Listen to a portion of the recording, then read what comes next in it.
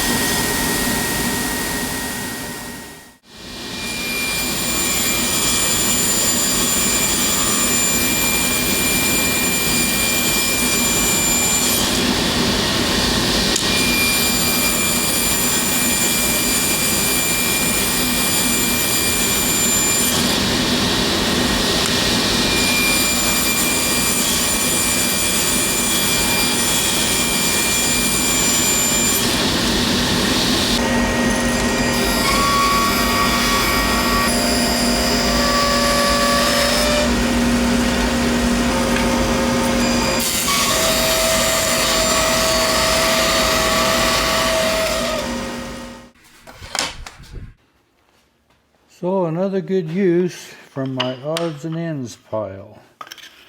These are going to be the cross frames for the seats. I've got the rib cage and I should have rights and lefts. So now I need to figure out my joint work from my cross frame into my rib cage. So the width of my table on my table saw is actually only 44 inches, and I'm going to work with 47 and 48, but that's okay. Remember, the lean out from the edge of my frame to the top of the seat frame is going to be 2 7/8. And the top of my table is so smooth that my marker doesn't mark real well.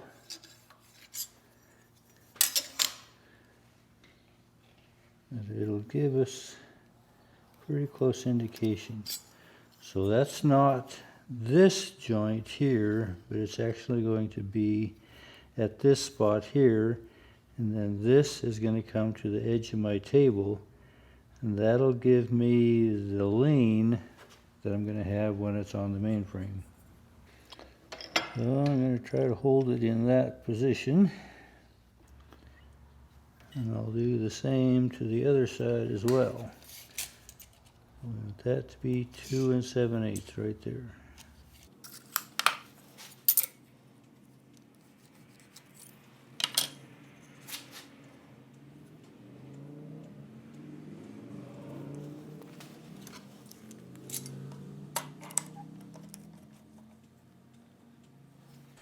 So now I can lay my cross frame across these two. It can be flush with the top. And that's going to give me my angles that I have to do my joint work.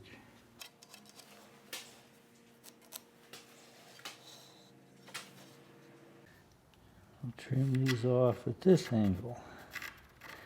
I can double check what those angles are. There's going to be inside and out as well. That's where my little short stubby pencil would come in handy. And do the same for the other side.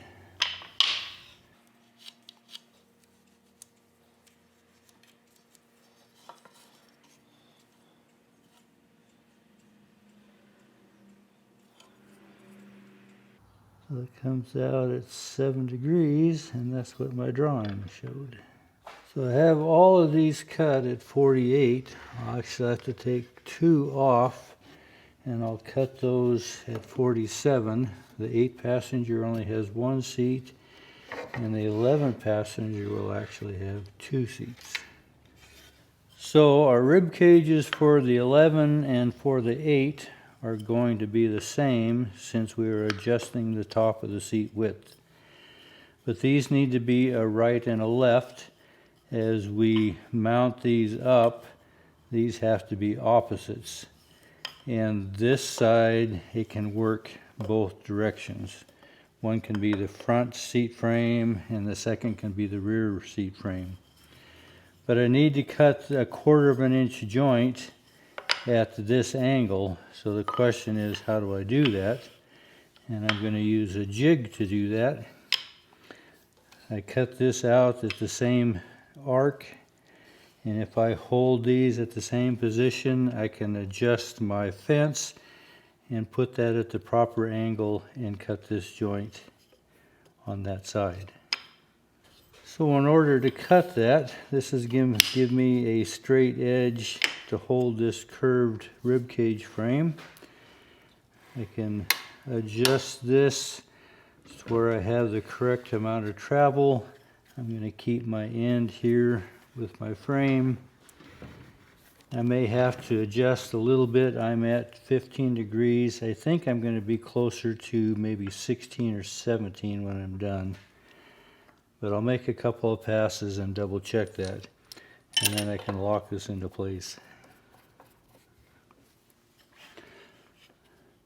So I'll start up here, and then I'll check my angle and bring my saw up to where I have a 1/4 of an inch cut.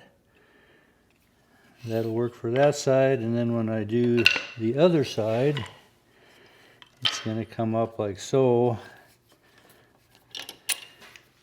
I'm going to bring my fence to the opposite direction and find that angle, and then I can do the same thing.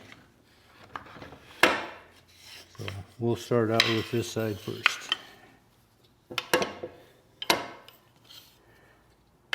I think I'm going to try for 16.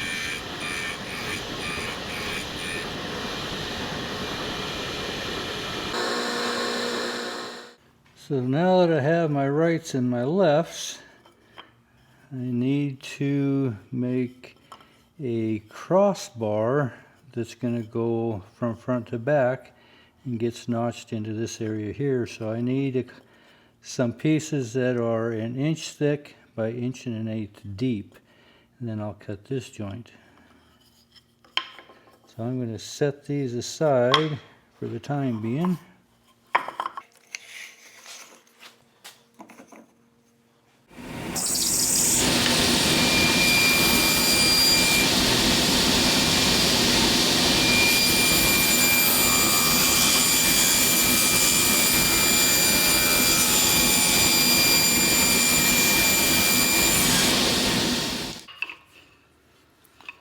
So these are going to be the framework that goes between the rib cage. And this is where I had it marked out on my table saw to find out the angle of these ribs as they come up. So this joint for this framework, I don't want square with the table saw or with the main frame. I want it to be in line with the curvature of this rib cage frame. So I'm actually going to make a jig to where I can simulate that this is close to straight or in line with the plane of the curve, somewhere in there. And this is kind of a judgment call. Since this is on a curve, I want to find my center of the curve on my flat plane here. Somewhere in there maybe. So my jig I would like to have fit this curve here. And cut that off there. And that'll hold this in the correct position, so my joint should come in straight here, center of this slight curve. So I'm thinking this is going to hold me about in the position that I want, so that when this frame comes in, it should be pretty much in line with that curve.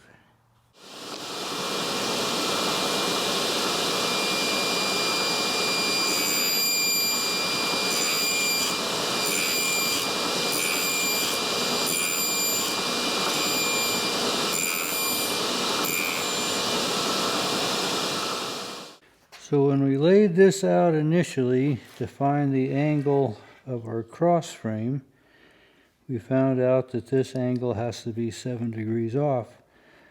So it stands to reason that the top of this framework here also has to be 7 degrees off to match this plane of the cross frame. So I need to bevel all these 7 degrees, just on one side.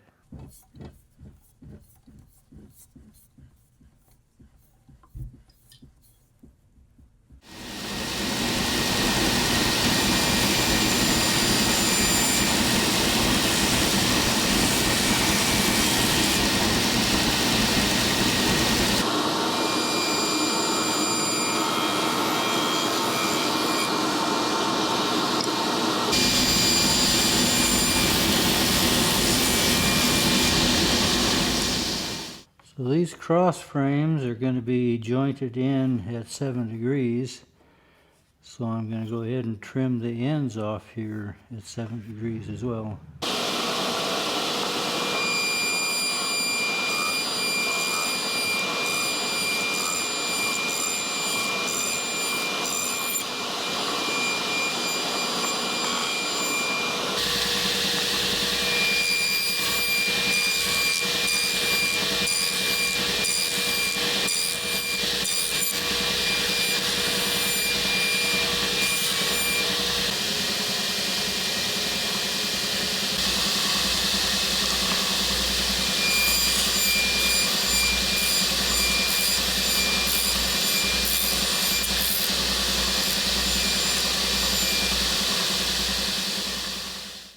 So the last step is to joint this frame into the upright rib cage. These both measure 3/4 of an inch, but we have a different width between the 8-passenger and the 11-passenger. The inside width between the rib cage on this 8-passenger is 11 inches. But the inside width on the 11-passenger is 12 inches. And it is that way on both the front seat and the middle seat, both at 12 inches. So I made the framework at 2 different lengths for 2 different coaches.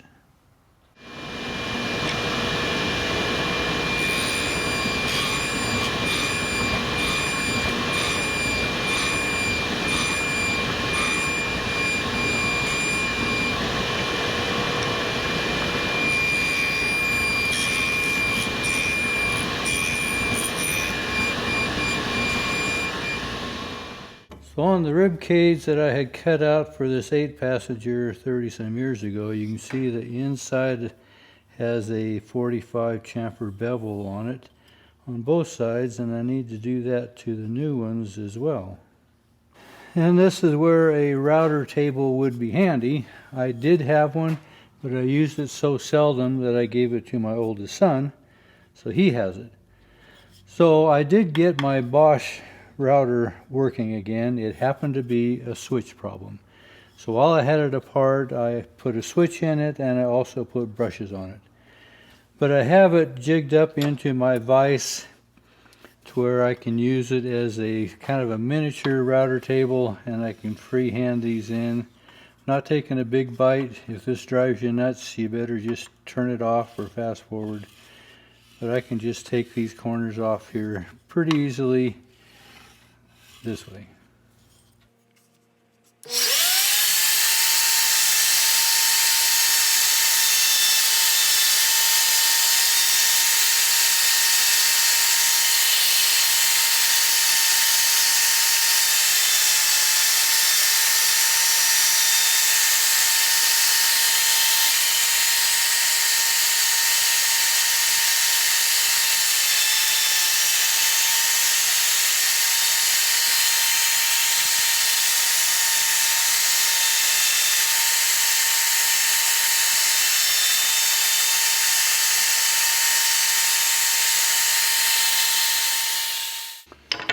So this is what our side rib cage and my seat cross frame are going to look like. These have that 45. This gets chamfered off as well, but it's not a 45. This is closer to a 25 or 30. And I have a 30-degree bit that I'm going to take this corner off as well. And I'd like to keep track of what edge I'm going to router off. I'm just going to put a little mark there and tell me where to stop.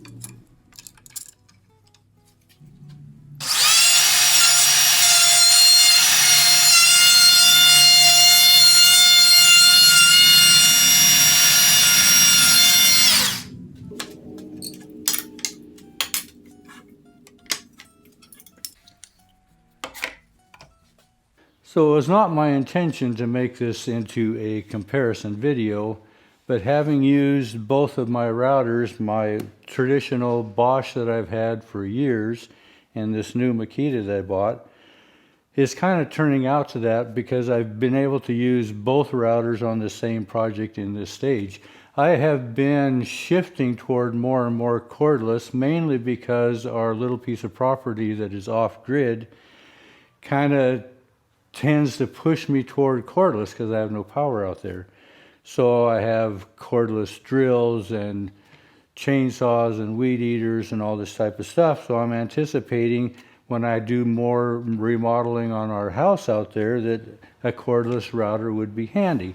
Plus, I get tired of fighting this cord every time I'm here in the shop. So some of the things that I like, pros and cons in my brief experience with this cordless Makita versus the Bosch that I have used for years. The Bosch plunge router that I had initially was patterned after this Makita style. It was a plunge router all in one, and it had these pistol grips and all the trigger assembly was right in the grip. Well, that was no longer available, so I ended up going this way, and it is a combination stationary router that could be either hand operated, can be mounted into a router table, or this whole assembly can come out and be operated as a plunge router. I have never been impressed with this on a couple of reasons why.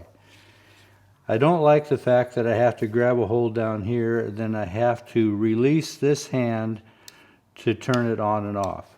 I really do like having my hands on the grips and being able to turn that off right here without releasing this hand. That's one thing I don't like. I did have a Dayton router before that, and the trigger was actually on top, which was worse even yet. So when you turn that on, you actually only have one hand that is controlling that. Now you can keep your hand somewhat close and reach up and grab a hold of that, but you're releasing that hold.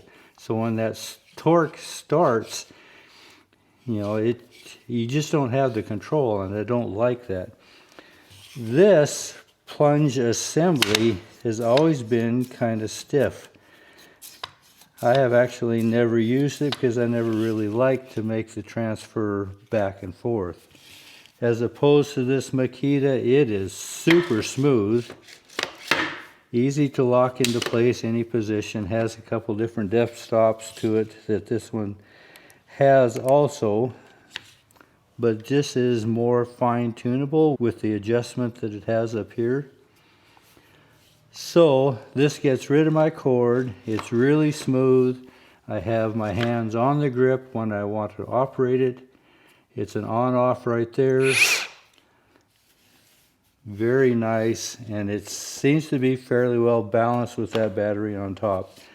This one I'm still going to use, and in fact somebody actually sent me a second router like this without the plunge attachment. Then I may turn that into a router table router. I'm not really sure yet. This one is functional again with a new switch and brushes in it, so I'm going to continue to use this where I can, but I can see myself shifting more and more to this router. So it's not really a critique, even though it kind of sort of is, against the Bosch router. The Bosch router seems to be a good router. I have now put 2 sets of switches and brushes in this in the time that I've had it. Anyway, that's kind of my take, where my first-hand experience of being able to use both of them in comparison on the same project. When I was doing the routing of these cross frames, I really did like being free of that cord. So anyway, that's where I'm at right now on these routers.